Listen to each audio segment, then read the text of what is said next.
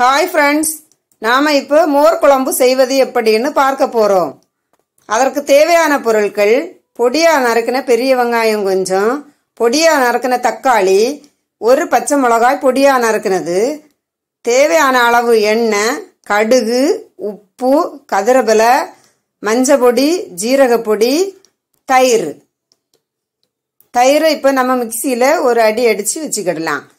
சட்டி அடுப்பில் வச்சு காஞ்ச உடனே எண்ணெயை விட்டு எண்ணெய் காஞ்சதும் கடுகு போடணும். கடுகு பொரிஞ்ச உடனே கதிரபிலை போடணும். கதிரபிலைக்கு பொரிஞ்ச உடனே பொடியாக நறுக்கி வச்ச பெரிய வெங்காயத்தை அது கூட சேர்த்து நல்லா கிண்டணும்.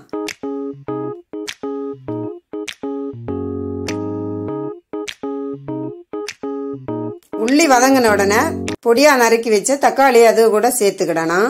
தக்காளியை கூடவே பொடியா நறுக்கி வச்ச பச்சை மிளகாயும் சேர்த்துக்கிடணும். இது ரெண்டையும் சேர்த்து நல்லா கிண்டணும். இது வதங்கியது வரைக்கும் கிண்டணும். இது வதங்கின உடனே அந்த மஞ்சள் பொடியையும் ஜீரக பொடியும் இது கூட தட்டி கிண்டணும். அப்போதான் அந்த மஞ்சள் பொடியோட பச்சை வாசனை இல்லாமல் இருக்கும். இப்போ வதங்கின உடனே இதுக்கு தேவையான அளவு உப்பு போட்டு இதையும் கிண்டி கொள்ளணும். இப்போ இது கூட தண்ணியை தான் முதல்ல சேர்க்கணும். தயிர் முதல்ல சேர்க்கக்கூடாது. தயிர் முதல்ல சேர்த்தா தெரிஞ்சு போகும். அதனால தண்ணியை சேர்த்து ஒரு கிளற விட்டுட்டு இப்போ நம்ம அது கூட தயிரை சேர்த்து கொள்ளணும்.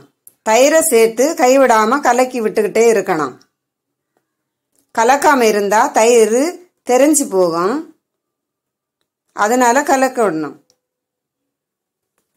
இந்த டிஷ் இது கொதிக்க கூடாது. கொதிச்சா தெரிஞ்சு போகும். கொதிக்க முன்னாலே நல்ல சூடான உடனே இந்த டிஷ்ஷை இறக்கிடணும். இப்போ சுவையான தயிர் குழம்பு ரெடி ஆயிடுச்சு. வீடியோ பிடிச்சா லைக் பண்ணுங்க, ஷேர் பண்ணுங்க, சப்ஸ்கிரைப் பண்ணுங்க. தேங்க்யூ ஃபார் வாட்சிங்.